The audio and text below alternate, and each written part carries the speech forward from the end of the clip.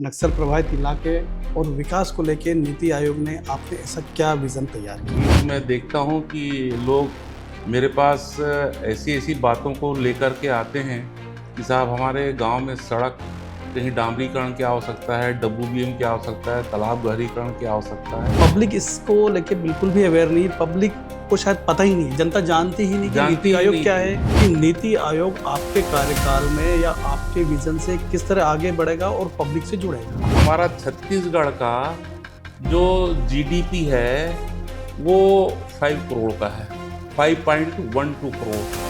2047 जो है हमारा, उसमें हम छत्तीसगढ़ के GDP को 20 करोड़ तक ले जाना चाहते हैं। नमस्कार, मैं हूँ राजेश लाहौटी और आप देख रहे हैं 10 सूत्र स्पेशल इंटरव्यू।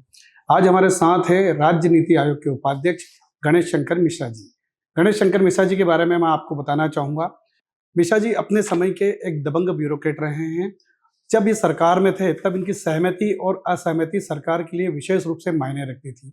मिश्रा जी से आज हम जानना चाहेंगे कि राज्य की अर्थव्यवस्था, विकास, रोजगार और नक्सल प्रभावित इलाकों के लिए नीति आयोग क्या विजन रखता है, और जब से मिश्रा जी ने यहाँ ज्वाइन किया है, जब से मिश्रा जी ने नवनियुक्त उपाध्यक्ष का पद ग्रहण किया है, तब से उनके दिमाग में ऐसी क्या चीजें हैं जो नीति आयोग के रूप में राज्य के विकास के लिए वो लागू करना चाहते हैं। तो आइए हम बातों का सिलसिला शुरू करते हैं मिश्रा जी के साथ। तो मिश्रा जी, आपका बहुत बहुत स्वागत है 10 सूत्र स्पेशल इंटरव्यू में। धन्यवाद। मेरा सबसे पहला सवाल यही है कि राज्य नीति आयोग के रूप में जब आपने पदभार ग्रहण किया तो आपने अपना एक विजन, अपना एक लक्ष्य बनाकर यहाँ पर आए हैं। तो राज्य की अर्थव्यवस्था, रोजगार, नक्सल प्रभावित इलाके और विकास को लेकर नीति आयोग ने आपने ऐसा क्या विजन तैयार किया है? देखिए, अभी तो ये बहुत अर्ली होगा। मैंने 5 मार्च को नीति आयोग के उपाध्यक्ष का पदभार संभाला है और माननीय मुख्यमंत्री जी ने मुझ पर एक विशेष जिम्मेदारी मुझे दी है और मुझ पर उन्होंने विश्वास भी व्यक्त किया है। तो मैं सबसे पहले ये बताना चाहता हूँ कि नीति आयोग है क्या चीज़। मैंने ये देखा है और अभी भी मैं देखता हूँ कि लोग मेरे पास ऐसी-ऐसी बातों को लेकर के आते हैं कि साहब हमारे गांव में सड़क कहीं डामरीकरण की आवश्यकता है, WBM की आवश्यकता है, तालाब गहरीकरण की आवश्यकता है। तो इस प्रकार, और ये सिर्फ गांव की बात नहीं है, अच्छे-अच्छे लोगों को ये नहीं मालूम होता कि नीति आयोग क्या है। तो नीति आयोग में आपको बताना चाहूँगा सभी लोगों, ताकि ये जानकारी भी हो कि जैसे हमारे देश में जब स्वतंत्रता प्राप्ति के पश्चात 1952 से पंचवर्षीय योजना बनना शुरू हुई और उसमें आपको मालूम ही है कि 5 साल के लिए योजनाएं बनती थी, अलग-अलग सेक्टर्स के लिए जो टारगेट तय होते थे और फिजिकल और फाइनेंशियल दोनों प्रोग्रेस का मॉनिटरिंग होता था और 5 साल में उसकी समीक्षा होती थी। और फिर अगले 5 साल के लिए फिर उस समय की परिस्थितियों के अनुसार में प्रायोरिटीज तय होती थी। माननीय प्रधानमंत्री जी ने 2047 का एक विकसित भारत, डेवलप्ड इंडिया, ये उन्होंने एक विजन तैयार किया, विजन डॉक्यूमेंट तैयार किया और उसमें उन्होंने ये तय किया कि हम भारत वर्ष को 2047 में किस रूप में देखना चाहते हैं, हर अलग अलग इंडिकेटर में, इंडेक्स में। और उसी के अनुरूप छत्तीसगढ़ ने हमने अडॉप्ट किया है छत्तीसगढ़ अंजोर 2047, क्योंकि जब सभी स्टेट ने ऐसा किया है और स्टेट जब आगे बढ़ेंगे तभी देश का ग्रोथ होगा। और उसके आधार पर हमने एक छत्तीसगढ़ अंजोर विजन 2047 तय किया है और उस अंजोर विजन का जो है 17 जुलाई 2025 को हमारे लोकप्रिय माननीय मुख्यमंत्री जी ने, विष्णुदेव साय जी ने, उन्हें वह डॉक्यूमेंट रिलीज किया है, विमोचन किया है इस कार्यालय में। और उसमें एक हम लोगों ने अलग अलग इंडिकेटर तय किए हैं। पंचवर्षीय योजनाओं को लेकर हर कोई जानता था, पब्लिक जानती थी, अच्छा ये पंचवर्षीय योजना में ऐसा हुआ, वैसा हुआ। जी। लेकिन नीति आयोग जब से अस्तित्व में आया है जी, पब्लिक इसको लेके बिल्कुल भी अवेयर नहीं, पब्लिक को शायद पता ही नहीं, जनता जानती ही नहीं कि नीति आयोग क्या है, उसका काम क्या है, वो हमारे विकास के लिए, हमारे लिए नीति आयोग क्या कर सकता है, नीति आयोग की ऐसी कौन सी योजनाएं हैं जो कागजों से निकल कर धरातल पे आएगी और हमारा विकास होगा या हम विकास के पथ पर आएंगे। तो हम यही जानना चाहते हैं मिश्रा जी, खासकर आपसे, कि नीति आयोग आपके कार्यकाल में या आपके विजन से किस तरह आगे बढ़ेगा और पब्लिक से जुड़ेगा? पंचवर्षीय योजनाओं का जो अनुभव था, जहाँ पे हम कुछ नहीं कर पाए, उन अनुभवों को निचोड़ रखते हुए हम लोगों ने नीति आयोग का रूपरेखा तैयार किया है। माननीय प्रधानमंत्री जी ने विजन तय किया है विकसित भारत का, और उसके अनुरूप ही 2047 का छत्तीसगढ़ अंजोर हम लोगों ने विजन तय किया है स्टेट लेवल पे। अब उस विजन को, आप ऐसा नहीं है कि विजन क्या है या कैसा है, इसमें हमने 4 मूलभूत आवश्यकताएं रखी गई हैं, जो आपको मैं बताना चाहूँगा। सड़क, पानी, शिक्षा और स्वास्थ्य, ये 4 प्रमुख वस्तुएं हैं। क्या है छत्तीसगढ़ विजन? तो छत्तीसगढ़ 2047 विजन नवा अंजोर ये है कि आज यहाँ की जो आबादी है, हर व्यक्ति को अधिक सुखी, संपन्न, समृद्ध और रोजगार उपलब्ध कराते, सृजन कराते हुए उनको अधिक अच्छे से अच्छे रखना। यही आपका छत्तीसगढ़ विजन है, अंजोर विजन है, जो हम 2047 का टारगेट है। अब ये 2047 का जो टारगेट है, हमारा नवा अंजोर विजन है, उसके लिए हमने 13 अलग-अलग उसके पैरामीटर्स बनाए हुए हैं जी। कि किन-किन क्षेत्रों में हम उसको ले जाना चाहते हैं। और उन 13 क्षेत्रों के आधार पर 257 उसके अलग-अलग इनिशिएटिव तय किए गए हैं बिल्कुल। कि उसको हम जो है उन 13 जो अलग-अलग फील्ड है, उसको हम जो है 257 इनिशिएटिव के माध्यम से उसको हम पूरा करेंगे। एजुकेशन के साथ-साथ स्किल डेवलपमेंट प्रोग्राम चला के आप रोजगार पैदा करेंगे, जिससे छत्तीसगढ़ में एजुकेशन के बेरोजगारी की दर साथ-साथ जैसे नीचे 10th आ सकती पास, 8th पास या 12th पास बच्चे भी ये सारे काम कर सकते हैं। इंडस्ट्रियल हमारी पॉलिसी है, हमारे गवर्नमेंट में 40 विभाग है। एक विभाग है उसमें इंडस्ट्री डिपार्टमेंट। इंडस्ट्री डिपार्टमेंट में 10,000 करोड़ की योजनाएं होती हैं, इन्वेस्टमेंट की 5,000 करोड़ की योजनाएं होती हैं, छोटी होती हैं।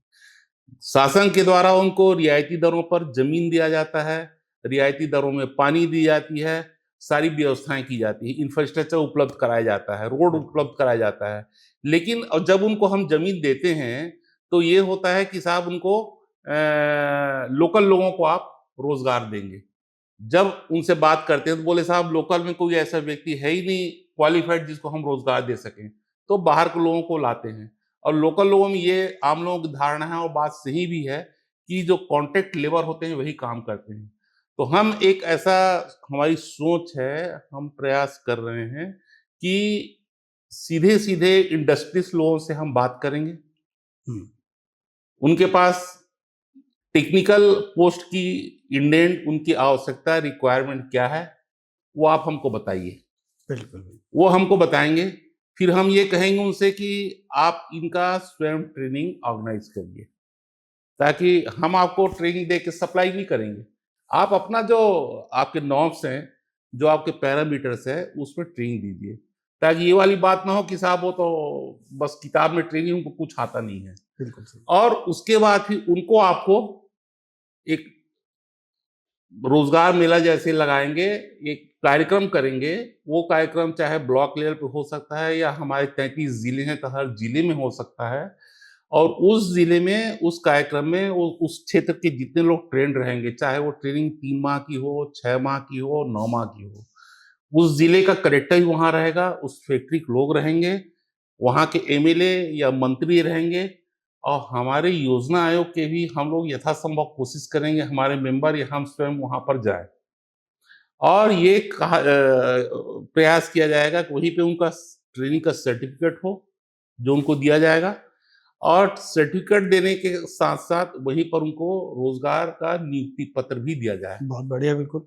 इसी से जुड़ा एक यदि मान छोटा सा एक उदाहरण है, हाँ। मान लो यहाँ पे बजरंग एलॉयज है, यदि बिल्कुल। यहाँ पे नागपुर एलॉयज है, सिलतरा में नागपुर एलॉयज जायसवाल निको लिमिटेड है, वो 10,000 करोड़ से अधिक की निवेश की योजना के अंतर्गत आई है। मैंने उनसे पूछा भी, आप ये बताइए, ठीक है, अब जब तो अभी तक तो आपने लोकल लोगों को एम्प्लॉय नहीं कर पाए, आज की डेट में आपके पास कितने लोग हैं ऐसी जिनको आप एम्प्लॉय कर सकते हैं, और आपको क्वालिफाइड लोग नहीं मिल पा रहे हैं?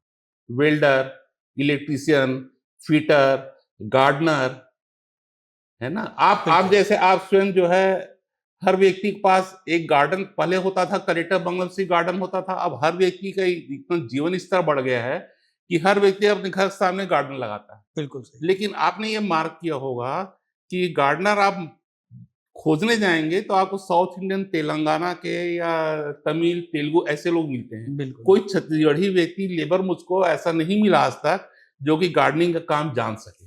अच्छा, तो इसमें इसका क्या प्रॉब्लम है? तो उसको हम ट्रेनिंग देंगे और उनको ट्रेनिंग दे करके वो जिस दिन जो है उनको ट्रेनिंग का सर्टिफिकेट मिलेगा, जैसे मैं आपको इंडस्ट्री सेक्टर को बता रहा था, उसी दिन उनको नियुक्ति पत्र भी मिले और वो उतने व्यक्तियों को जो लोकल लोग हैं जिनको ट्रेनिंग उन्होंने दिया है, उनको अपने यूनिट में एब्जॉर्ब करें। अच्छा, चूंकि फॉरेस्ट और माइनिंग ये दोनों आपस में जुड़े हुए हैं काफी हद तक, और रोजगार के इसी मुद्दे को अपन आगे बढ़ाते हैं कि अभी तक जो छत्तीसगढ़ की अर्थव्यवस्था है वो माइनिंग आधारित रही है काफी, क्योंकि माइनिंग हमें काफी कुछ देता है, छत्तीसगढ़ को संभाल के रखा है और राष्ट्रीय स्तर पे छत्तीसगढ़ की पहचान भी उसी लेवल पे है। अभी माइनिंग आधारित अर्थव्यवस्थाओं को आप किस तरह से टेक्नोलॉजी, कृषि और उद्योग आधारित बना के रोजगारों को और पैदा देखिए, मैं बता रहा हूँ, ये माइनिंग का जो एक्सकवेशन होता है, ये तो एक जब कुछ भी नहीं था, जब कुछ भी संसाधन नहीं थे, तो उस समय जैसा आपका बैलरडीला बना, भिलाई स्टील प्लांट बना, it was very beginning stage. बिल्कुल। माने स्वतंत्रता के बाद हम इतने अधिक पिछड़े हुए थे, इतनी अधिक गरीबी थी, इतनी अधिक बेरोजगारी थी, तो मैं यदि ये कहूँ कि उस समय यदि एनएमडीसी बनाया गया या पंडित नेहरू ने जो है औद्योगिक तीर्थ कहा था, जो भिलाई स्टील प्लांट है, राउरकेला है, बोकारो है, तो उस समय के लिए बहुत आवश्यक था। लेकिन आज हम जो है कि विकास के एक बहुत बड़ी यात्रा तय कर चुके हैं और बिल्कुल। आज हमारा प्रयास ये रहेगा कि छत्तीसगढ़ को हम एक तो जो 4 लाख, अब 2001 में जो फॉरेस्ट कवरेज था उससे 4 लाख हेक्टेयर फॉरेस्ट कवरेज हमारा बढ़ गया है। 500 हमारे पास मेडिसिनल प्लांट हैं, उसको हम डेवलप करना चाहते हैं। धान का कटोरा कहा जाता है, मैं बोलता हूँ धान कटोरा तो अब ठीक है कहा जाता है, हम इसको सुपर फूड का जो है कटोरा बनाना चाहते हैं पूरे देश में, वैल्यू एडिशन करके मेडिसिनल प्लांट का बनाना चाहते हैं। तो अब हम जो है इसको जो है दूसरी चीजों में, पर्यटन में हम इसको जो है, हमारे पास 5 शक्ति पीठ है, उसका हम प्रोजेक्ट 1000 किलोमीटर का जो है रूट बनाना चाहते हैं। बिल्कुल। तो इन सब चीजों के माध्यम से हम जो है रोजगार बढ़ाएंगे। आर्टिफिशियल यहाँ पे रायपुर, नया रायपुर में एआई का हब बनाने का हमारा प्रोजेक्ट है और इन सारे पॉइंट्स में काम चल रहा है। तो मात्र माइनिंग एक्सकेवेशन के बेस पे ना करके हम उसमें संतुलन स्थापित करते हुए और पर्यावरण की भी पर्याप्त मात्रा में चिंता करते हुए अन्य चीजों पे, अन्य सेक्टर्स पे हम जो है ज्यादा बल देना चाहते हैं, ताकि लोगों को अधिक से अधिक रोजगार प्राप्त हो सके और लोगों का जो है एक स्किल डेवलपमेंट, अभी जैसे एम्स के तर्ज पर, अभी आपने एम्स का देखा होगा, सभी को पता है कि पहले पंडित नेहरू जी, कांग्रेस के शासन में जो एम्स की ग्रोथ थी, अब कितनी एम्स बन गए हैं। उसी पैटर्न में Chhattisgarh institute of medical science, CIMS जो है हर संभाग में खोले जाएंगे। आईआईटी हर लोकसभा क्षेत्र में, छत्तीसगढ़ में 11 लोकसभा क्षेत्र हैं, आपको मालूम है। हर लोकसभा क्षेत्र में इंडियन इंस्टीट्यूट तो के तर्ज पर हम जो CIT, Chhattisgarh institute of technology, ये हम खोलने का हमारे विजन में है। तो विजन आप देखेंगे तो आपको लगेगा कि उससे बेहतर और कोई एक हमारा जो हमने एक डॉक्यूमेंट बनाया है, वो हमारा जो है बाइबल है, वो हमारा गीता है, वो हमारा कुरान है, वो हमारा जो है एक मार्गदर्शी दस्तावेज है। उसके साथ में हम आगे बढ़ेंगे और उसके लिए उसकी सतत मॉनिटरिंग की हमारी व्यवस्था है। नीति आयोग जो है जरूरत पड़ने पर हमारे जो डिवीजन लेवल के अधिकारी हैं, जिस विभाग का हमको लगेगा कि वो विभाग जो यदि लेगिंग बिहाइंड, पीछे जा रहा है, तो उस विभाग से चर्चा की जाएगी सचिव से। जिस जिले में हम देखेंगे कि उस जिले में जो है कि हमारे जो है यदि प्रोग्रेस 4 हमने जो है अलग अलग उसका बनाया है, कोई अचीवर डिस्ट्रिक्ट है, कोई यदि एस्पायरेंट डिस्ट्रिक्ट है जो यदि पूरा कर नहीं पा रहा है, कोई फ्रंट रनर है, तो फ्रंट रनर जो डिस्ट्रिक्ट है जिन्होंने अपने टारगेट को अच्छे से पूर्ण किया है, उसको हम इंस्पायर करेंगे, मोटिवेट करेंगे, उनकी प्रशंसा की जाएगी।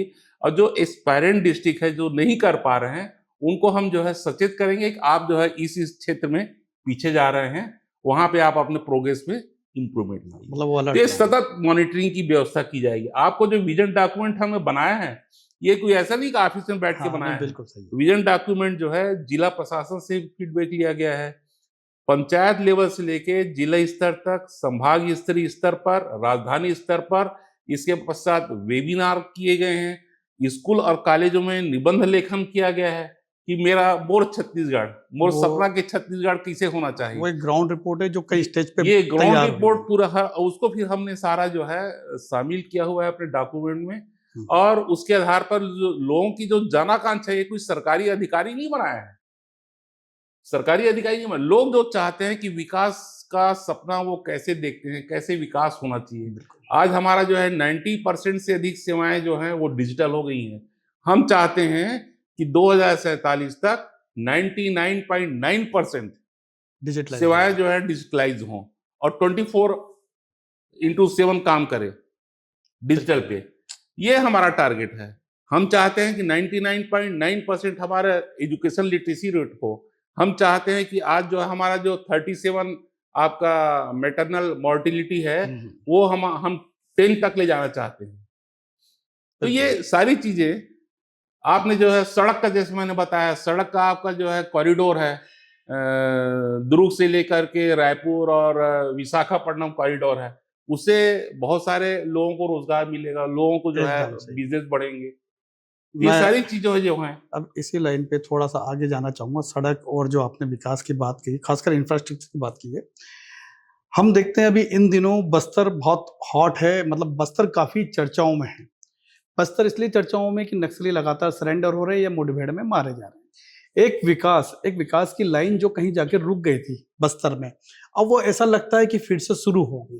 बस्तर जो कि काफी पिछड़ा हुआ माना जाता है और नक्सलियों के कारण कम से कम देश पूरा राष्ट्रव्यापी चर्चाओं में रहा है ये। तो मैं आपसे यही जानना चाहूंगा कि आज जो बस्तर जिस रूप में अब हमें मिल रहा है, आपको मिल रहा है, तो नीति आयोग उसके लिए अपने विकास का रोड मैप कैसे तैयार करेगा? बस्तर में मैं 5 साल तक सेवा दिया हूँ और वहाँ पे बीजापुर जो कि सबसे ज़्यादा नक्सल प्रभावित क्षेत्र था, दंतेवाड़ा, वहाँ भी मैंने प्रोजेक्ट अफसर और एसडीएम के रूप में जिम्मेदारी निभाई है। फिर कलेक्टर भी रहा, कमिश्नर भी रहा। हमारे माननीय प्रधानमंत्री जी और माननीय अमित शाह जी जो गृह मंत्री हैं, उन्होंने एक वादा किया किया था छत्तीसगढ़ की 3 करोड़ जनता के साथ, और उन्होंने ये कहा था कि 31 मार्च 2026 तक मैं पूरे बस्तर को, पूरे छत्तीसगढ़ को नक्सल मुक्त करूंगा। और बिल्कुल। आप देख रहे हैं कि उस वादे की परिणति 100% कंप्लायंस के साथ हुई है। और आज जो बस्तर में जो नक्सल मुक्त हुए हैं, तो अब हमको फिर से सतर्क रहने की आवश्यकता है और ऐसे परिस्थितियों में विकास योजनाओं का लोगों को, ताकि जो लोग उनका जो मुख्य धारा में वापस आए हैं, उन लोगों को फिर से वो वापस न चले जाएं, उनको किसी प्रकार का जो है फ्रस्ट्रेशन न हो और उनकी आजीविका और उनका जीविका निर्वाह अच्छे से चलता रहे। तो इसके लिए एक रिहेब कार्यक्रम शासन के मस्तिष्क में है और मैं ये समझता हूँ कि नीति आयोग के माध्यम से, जैसे मैंने आपको बताया, स्किल डेवलपमेंट, कैपेसिटी बिल्डिंग, उनकी क्षमताओं का विकास करना, ताकि उनके आजीविका का साधन स्थायी रूप से इस प्रकार से तैयार किया जाए कि वो शांतिपूर्वक अपना जीवन यापन कर सकें। उनको ये लगे कि वो जो है उन्होंने बहुत अच्छा निर्णय लिया है और उस निर्णय को आगे वो कंटिन्यू कर सकें। ये हमारी जो है बस्तर में जा करके इस संबंध में विचार मंथन करेंगे, आवश्यकता होगी तो वर्कशॉप भी होगा और आवश्यक वहाँ पे जाकर के हम लोगों से फीडबैक लेंगे, जिला प्रशासन से चर्चा करेंगे, संभागीय प्रशासन से चर्चा करेंगे, जनप्रतिनिधियों को बुलाएंगे और वहाँ पे नीति आयोग निश्चित रूप से सभी विभागों के समन्वय के साथ में जो हमारे प्रधानमंत्री जी का जो सपना है और नक्सल मुक्त छत्तीसगढ़ का, उस दिशा में हम बहुत आगे बढ़ सकें और जो लोग मुख्य धारा में आए हैं उनकी समुचित रिहेब हो सके, इस दिशा में हम आवश्यक कार्रवाई जरूर करेंगे यानी और उस संबंध में हम योजना बना रहे हैं। यानी आपके कार्यकाल में जनता बस्तर को नक्सलियों के कारण नहीं, विकास के रूप में पहचानेगी। विकास के रूप में जानेगी। दंतेवाड़ा वहाँ की बहुत साक्षात देवी है, शक्तिपीठ है और नैसर्गिक और प्राकृतिक सुंदरता में बस्तर का प्रदेश ही नहीं, पूरे देश में कहीं मुकाबला नहीं है। बस्तर में जो नेचुरल फॉरेस्ट हैं, साल के फॉरेस्ट हैं, बस्तर में जो तीरथगढ़, जो जिसको हम जो है जलप्रपात वाटरफॉल है, बस्तर का जो लार्जेस्ट मैकेनाइज्ड माइंस है किरंदुल और बचेली, तो बस्तर ऐसा क्षेत्र है जहाँ की विकास की अत्यधिक संभावनाएं हैं।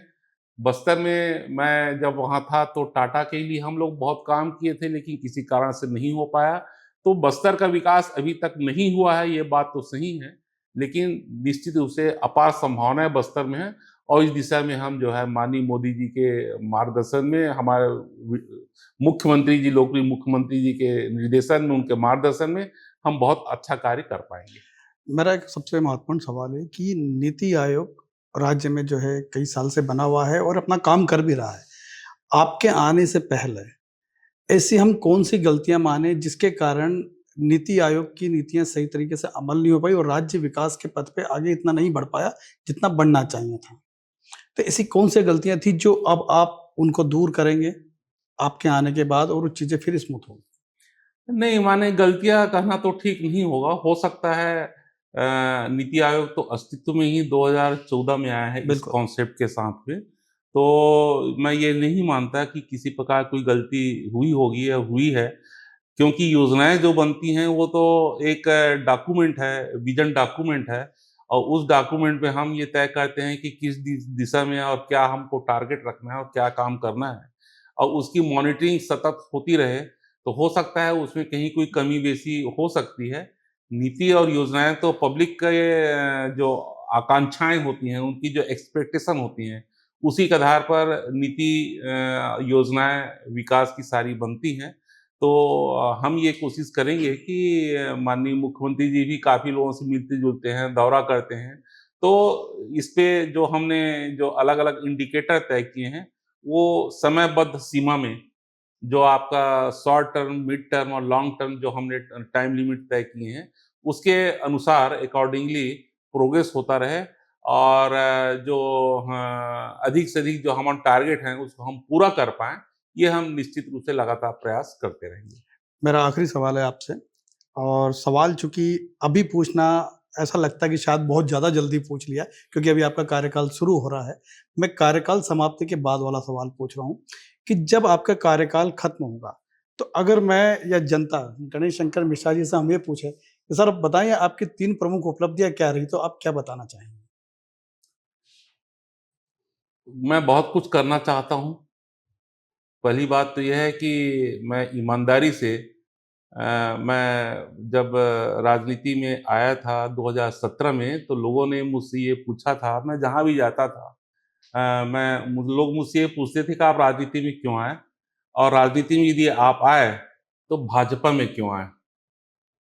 ये लोगों का पूछना स्वाभाविक था, लोग पूछते थे। तो मैं हमेशा यही कहता था कि मुझे ऐसा लगा, मैं किसी खिलाफ कुछ नहीं बोल रहा हूँ। मैं यही कहता था कि मुझे ऐसा लगा कि भाजपा राष्ट्रभक्तों की पार्टी है। उसने मुझको अट्रैक्ट किया। 15 साल मैं तो भाजपा के साथ भी काम किया हूँ, कांग्रेस के साथ, सभी के साथ काम किया हूँ, और किसी के खिलाफ कुछ नहीं कह रहा हूँ। सिर्फ इतना ही कह रहा हूँ, अफ़र्मेटिव मेरा सेंटेंस है कि भाजपा राष्ट्रभक्तों की पार्टी है, और यहाँ पर लोगों की हर संभावनाओं को परखा जाता है, उनका उपयोग किया जाता है राष्ट्रहित में। उस नाते मैंने भाजपा जॉइन किया था, और आज मुझे पार्टी ने ये दायित्व दिया है। और पार्टी तो हम भाजपा में, जैसा आप जानते हैं कि विश्व की सबसे बड़ी पार्टी है, 20 करोड़ लोग इसके सदस्य हैं, और हर भाजपा का व्यक्ति, चाहे कोई भी हो, आप देख लीजिए, एक साधारण सा जो है, हमारे मुख्यमंत्री जी हैं, वो सरपंच, त्रिस्तरीय पंचायत प्रणाली में वो सरपंच, पंच और बिल्कुल। सरपंच, यहाँ से उन्होंने अपनी राजनीतिक यात्रा शुरू की थी, आज छत्तीसगढ़ के मुख्यमंत्री हैं।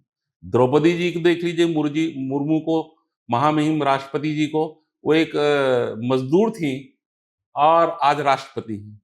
तो हम लोग भाजपा के जो लोग हैं, वो पार्टी को अपनी माँ मानते हैं। आपने कई बार देखा होगा, हमारे नरेंद्र मोदी जी पार्टी मेरी माँ है बोलते हैं, और ये बोलते हुए उनकी आंखों में पानी आ जाता है, वो भावुक हो जाते हैं। तो ये हमारी पार्टी की संस्कृति है, ये हमारा मेटल है, ये हमारा सोचने का तरीका है। पार्टी के हम लोग अंदर में काम करते हैं और हमारी कुछ भी निजी महत्वाकांक्षाएं नहीं होती। पार्टी हमारा उपयोग करती है राष्ट्र हित में, और वो पार्टी जो उपयोग करेगी, हम पार्टी के समक्ष उपलब्ध रहेंगे। 3 साल के बाद मैं ये भी इतना ही कहना चाहूँगा कि जब भी मेरा कार्यकाल समाप्त हो, उस दिन मुझे ये संतोष रहे कि मैंने अपनी ऊर्जा का उपयोग छत्तीसगढ़ महतारी की सेवा में समुचित रूप से, सकारात्मक रूप से किया है। मैंने भारत माता की सेवा की है। ये मुझको जब संतोष होगा तो मैं अपना कार्यकाल सार्थक मानूंगा। क्या कर पाऊंगा, क्या नहीं कर पाऊंगा, ये अभी से कहना मैं उचित नहीं मानता और संभव ही नहीं है। इतना ही कहूंगा कि मैं ईमानदारी से काम करना चाहता हूं और छत्तीसगढ़ महतारी और भारत माता की सेवा मैं इन अवधि में किया, इसका मुझे संतोष हो, मुझको जॉब सेटिस्फेक्शन हो, ये मेरे लिए सबसे बड़ी सर्टिफिकेट होगी। मिश्रा जी, बहुत बहुत धन्यवाद आपका। जिस तरीके से आपने अपना विज़न सामने रखा है और नीति आयोग के रूप में जो विकास का रोड मैप आपने बताया है, हमें पूरा यकीन है कि वो आने वाले वर्षों में धरातल पर उतरेगा और राज्य सरकार एक बार फिर से जो उसका अपना विज़न है वो वापस से विकास की गति को सामने रखते हुए पूरे राज्य में विकास का एक नया रूप देखने में आएगा। धन्यवाद। लेटेस्ट,